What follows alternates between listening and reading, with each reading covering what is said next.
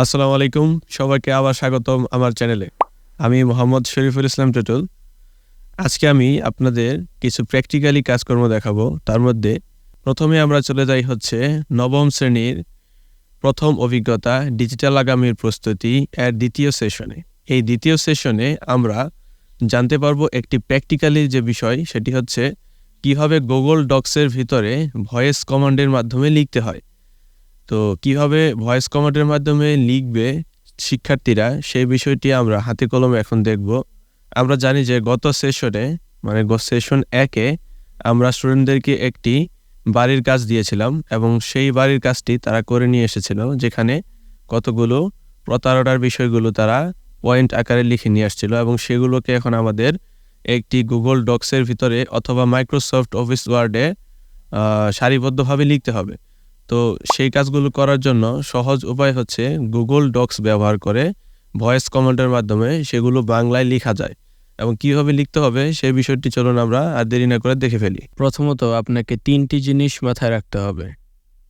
Number 1 হচ্ছে আপনার একটি অবশ্যই কম্পিউটার থাকতে হবে। মোবাইল ফোন দিয়ে অন্যভাবে এই কাজটি করা যায়, তবে আমাদের বইয়ে দেখানো সিস্টেমে করতে গেলে আপনাকে অবশ্যই একটি কম্পিউটার লাগবে এবং কম্পিউটারটিতে উইন্ডোজ থাকতে হবে। উইন্ডোজ 10 হতে পারে বা 11 হতে পারে, নো ম্যাটার। তো তারপরে আপনাকে যেটা থাকতে হবে সেটা হচ্ছে একটি ইন্টারনেট কানেকশন। অবশ্যই ভালো মানের একটি ইন্টারনেট কানেকশন লাগবে এই ক্ষেত্রে। তো তৃতীয়ত আপনার যেটি লাগবে সেটি হচ্ছে একটি জিমেইল অ্যাকাউন্ট। তো আমরা যে ব্রাউজারটি ব্যবহার করব তার নাম হচ্ছে ক্রোম ব্রাউজার এই কাজটি করার জন্য। আরও অনেক ব্রাউজার আছে আমাদের হাতে, যেরকম ফায়ারফক্স, মাইক্রোসফট এজ, সাফারি। তো এইগুলাতে অবশ্য এগুলা কাজ করে না, আমি যা দেখাবো আজকে তা কাজ করে না।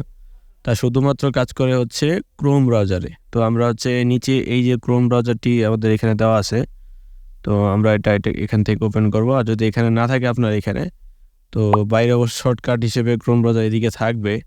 যদি তাও না থাকে, আপনি উইন্ডোজ থেকে এদিকে যে অ্যাপসগুলো আছে আপনার নিচের দিকে যদি আসেন সি এর সিরিয়ালেতে আপনি এখানে ক্রোম ব্রাউজার পাবেন।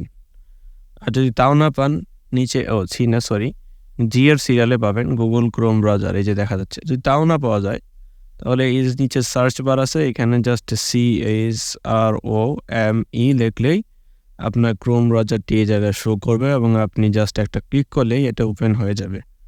তো আমাদের ক্রোম ব্রাউজারটি ওপেন হয়ে গেছে। এবার আমাদের প্রথমত কাজ হচ্ছে আমরা google.com-এ যাব। তো এটা হচ্ছে আমাদের অ্যাড্রেস বার। এই জায়গায় আমরা google.com লিখতে পারি অথবা সরাসরি গুগলে ক্লিক করলে চলে যায়। আমরা অ্যাড্রেস বারটাকে বেশি ব্যবহার করব। তো এই জায়গায় এসে আমরা google.com এই কথাটি লিখে এন্টার দিব, তাহলে সরাসরি আমাদের গুগল ওয়েবসাইটে চলে আসবে। তো এইখানে ডান দিকে আসলে আপনি 9 ডট একটি অপশন দেখতে পারবেন।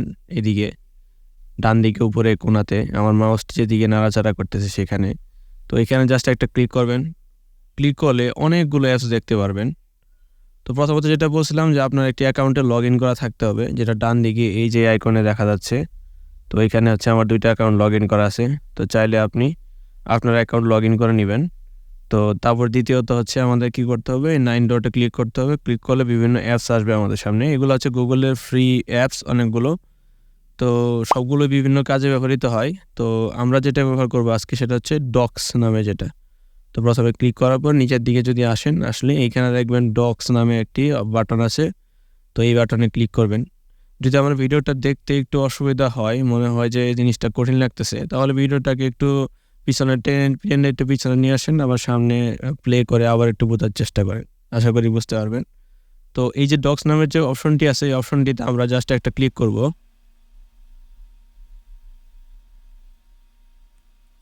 তো এই অপশনে ক্লিক করার পরে আমাদের সরাসরি গুগল ডক্সের ওয়ার্ক এরিয়াতে নিয়ে যাবে।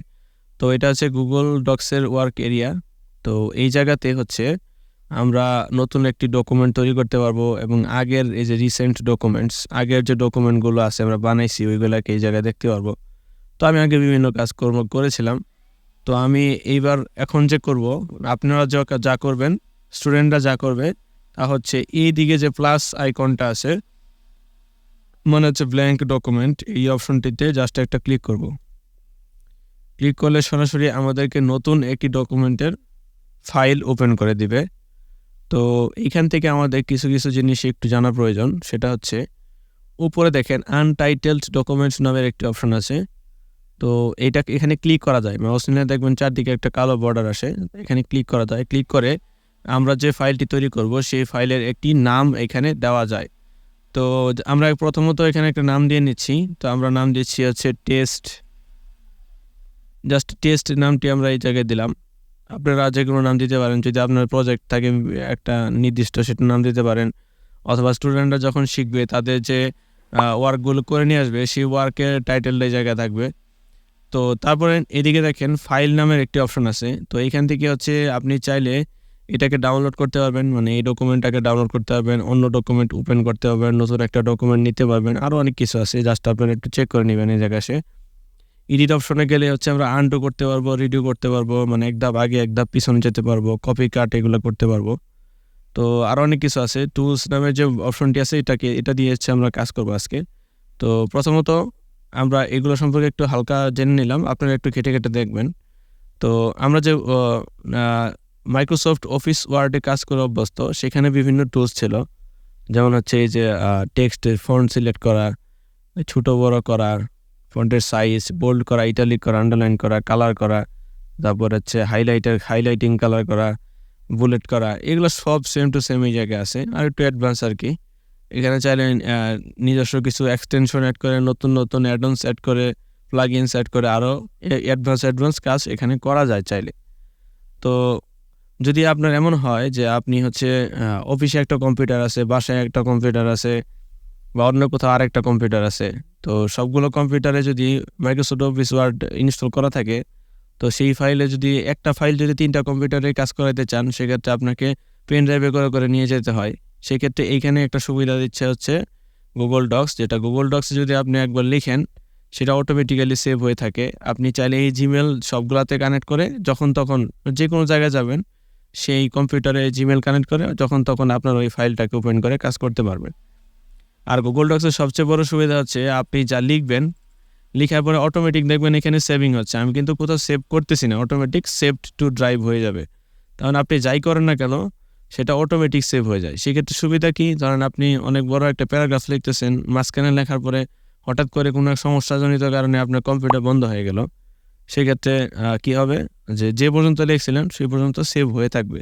বাকি যখন আপনার কম্পিউটারকে ঠিক করবেন, রিকভার করবেন, অথবা কারেন্ট চলে আসবে, কম্পিউটার ওপেন করার পরে ওইখান থেকে আবার লেখা চালিয়ে যেতে পারবেন। সেক্ষেত্রে আপনার সুবিধা। তো আমরা এখন যে কাজটি করার জন্য আসছি সেই কাজটি এখন করা শুরু করি। সেটা হচ্ছে আমরা ভয়েস কমান্ডের মাধ্যমে, মানে আমরা যে বাংলাতে যে কথা বলতেছি এখন এরকম কথা বলবো, ভয়েস কমান্ড দিব মাইক্রোফোনের সামনে, অটোমেটিক্যালি সেই বাংলা লেখাগুলো এখানে লেখা হয়ে যাবে, যেটা স্টুডেন্টদের দেখাইলে একটু মজাদার একটা প্রজেক্ট, অনেক মজা পাবে। তো আমরা কি করব, প্রথমত যে কাজটি করব সেটা হচ্ছে এদিকে যে ফন্ট আছে, ফন্টের যে এরিয়া, যেমন এরিয়াল লেখা আছে, এই যে ফন্ট, তার ডান পাশে দেখেন নর্মাল টেক্সট সাবটাইটেল হাবিজাবি আছে, এটাতে যাব না, যাবো তারপরটাতে এরিয়াল নামের যে বাটনটা আছে সেটাতে, বা অন্য কোনো নাম থাকতে পারে, মানে ফন্টের বাটনে যাব। ক্লিক করার পরে এরকম বিভিন্ন অপশন আসবে। তো সবার প্রথম উপরে যে অপশনটি আছে মোর ফন্টস নামের যে অপশনটি আছে, এখানে জাস্ট আমরা একটা ক্লিক করে দিব। ক্লিক করলে সরাসরি আমাদের সামনে একটি ডায়ালগ বক্স আসবে এখানে। তো এই ডায়ালগ বক্সের নাম হচ্ছে ফন্টস, এখানে লেখা দেখতে পারতেছেন। তো এইখানে বিভিন্ন ফন্ট দেখাচ্ছে আমাদের সামনে। তো আমরা কি করব, আমরা চটপট করে কি করব, এই যে ডান দিকে দেখেন এটা হচ্ছে সার্চ বারের বাটন, তার ঠিক ডানে স্ক্রিপ্টস অল স্ক্রিপ্টস নামে একটা অপশন আছে, একটা ড্রপ ডাউন বাটন আছে, জাস্ট এটা একটা ক্লিক করব। ক্লিক করলে আমার সামনে অনেকগুলো ল্যাঙ্গুয়েজ দেখাবে। তো আমি কি করব, এখান থেকে বেঙ্গলি যে ল্যাঙ্গুয়েজটা আছে, অল স্ক্রিপ্টের পরে অ্যারাবিক, তারপরে বেঙ্গলি, জাস্ট এটাতে একটা জাস্ট আমরা ক্লিক করে দেব। ক্লিক করলে আমাদের সামনে অনেকগুলো বাংলা ফন্ট আসবে, যেগুলো অ্যাভেলেবল গুগলে। সবগুলো ফন্টের পাশে দেখেন টিক দেওয়া আছে। আপনার ক্ষেত্রে টিক দেওয়া থাকবে না যখন প্রথম করবেন। তো আপনার ক্ষেত্রে কেমন থাকবে আমি দেখাচ্ছি। আপনার ক্ষেত্রে সবগুলাই এরকম কালো থাকবে, টিক দেওয়া থাকবে না বাম দিকে। তো আপনি কি করবেন, সবগুলাকে এরকম টিক দিয়ে নেবেন, এরকম টিক দিয়ে নীল বানিয়ে দিবেন। সামনে বাম পাশে খেয়াল করবেন টিক পড়ছে কিনা। সবগুলো করার পরে জাস্ট ওকে বাটনে, এই বাটনে জাস্ট একটা ক্লিক করে দিলেন ওকে। এক ধাপ কাজ, মানে এক নম্বর ধাপের কাজটা আপনার শেষ হয়ে গেল। এইবার দ্বিতীয় ধাপে আমরা যাব। তো দ্বিতীয় ধাপে আমাদের কাজ করার জন্য প্রথমত যে কাজটি করতে হবে, সেটা হচ্ছে আমরা উপরে দেখেন এই যে টুলস নামের যে অপশনটি আছে মেনুতে, এখানে জাস্ট আমরা একটা ক্লিক করব। ক্লিক করার পরে নিচের দিকে আসবো, দেখেন নিচের দিকে দেখেন ভয়েস টাইপিং পাশে মাইক্রোফোনের আইকন একটা অপশন আছে, ভয়েস টাইপিং। এটা শুধুমাত্র ক্রোম ব্রাউজারের জন্য আসে, অন্যান্য ব্রাউজারের ক্ষেত্রে আসে না, বিষয়টা আমি আগে বলে নিয়েছি। তো এই যে ভয়েস টাইপিং যে অপশন, এটিতে ক্লিক করব। যদি এখানে ক্লিক না করতে চাই তাহলে ডান দিকে একটা শর্টকাট আছে, control button plus shift button plus S button, তার মানে 3টা বাটনকে আমরা একসাথে প্রেস করলেও এই অপশনটিকে সামনে আনতে পারবো। তো আমরা কি করব, এই অপশনটিতে জাস্ট একটা ক্লিক করে দিচ্ছি। কোথা থেকে আসলাম, আবার যাই টুলস থেকে, তারপর কি ভয়েস টাইপিং, জাস্ট এখানে একটা ক্লিক করব। দেখেন আমাদের সামনে কি একটা মাইক্রোফোনের আইকন এই সামনে চলে আসছে, বড় একটা মাইক্রোফোনের আইকন, এবং এখানে দেখেন উপরে ইংলিশ ইউএস লেখা। তো এটা দিয়ে মূলত আমাদের কাজ। তো আমাদের কি করতে হবে, প্রথমত এই যেখানে ইংলিশ ব্র্যাকেটে ইউএস লেখা আছে, জাস্ট এই বাটনটিতে একটা ক্লিক করব। ক্লিক করলে আমার সামনে অনেকগুলো ল্যাঙ্গুয়েজ আসবে। তো সিলেক্ট করা আছে কোনটি, তার পাশে তার বাম দিকে দেখেন একটা টিক চিহ্ন দেওয়া, মানে ইংলিশ ইউনাইটেড স্টেট। আমরা এখানেও বাংলা করব, মানে আমাদের মাতৃভাষা বাংলা। দেখি আমরা বাংলাকে খুঁজে কোথায় আছে, বাংলা নিচের দিকে গেলে হয়তো পাওয়া যাবে বাংলা। এই দেখেন বাংলা ব্র্যাকেটে বাংলাদেশ লেখা, আরেকটা আছে বাংলা ভারত। তো আমরা বাংলাদেশ ইউজ করবো, যেহেতু আমরা বাংলাদেশে থাকি। আর আপনি যদি ভারত থেকে দেখে থাকেন তাহলে বাংলা ভারত সিলেক্ট করবেন, অ্যাজ ইউ উইশ। তো আমরা বাংলা, এই যে বাংলাদেশ এই অপশনটিতে কি করব, ক্লিক করব। জাস্ট ক্লিক করে দিলাম, তাহলে বাংলা ভাষা সিলেক্ট হয়ে গেল। এবার আসল মজা, এবার আমরা প্রথমে ফন্টের সাইজটাকে একটু বাড়াই নিই, যাতে বড় সাইজের লেখা আমরা দেখতে সুবিধা হয়।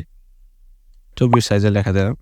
তো আমরা যদি এই বাটনে এখন ক্লিক করি, ক্লিক করার পরে যতগুলো কথা বলবো সবগুলো অটোমেটিক্যালি রেকর্ড হয়ে যাবে। দেখি হয় কিনা। তো প্রথমে হচ্ছে আমরা এখানে একটা ক্লিক করব। ক্লিক করার পরে আমাদের এদিকে খেয়াল করেন, আমাদেরকে বলতেছে যে আমরা এই মাইক্রোফোনটিকে অ্যালাউ করি কি না, অ্যালাউ করব নাকি ব্লক করব। আমার কাছে মনে হচ্ছে অ্যালাউ করতে হবে, কারণ অ্যালাউ করা ছাড়া আমরা কথা বলতে পারবো না, অবশ্যই মাইক্রোফোনকে অ্যালাউ করতে হবে। তো অ্যালাউতে আমরা ক্লিক করলাম। এখন আমি যা বলবো তা অটোমেটিক্যালি লেখা হয়ে যাবে। কি সুন্দর, আমরা একটি প্রজেক্ট তৈরি করে ফেলেছি, যেটিতে আমরা ভয়েস কমান্ডের মাধ্যমে আমাদের ভয়েস কমান্ডের লেখাগুলোকে অটোমেটিক্যালি লিখতে পারি।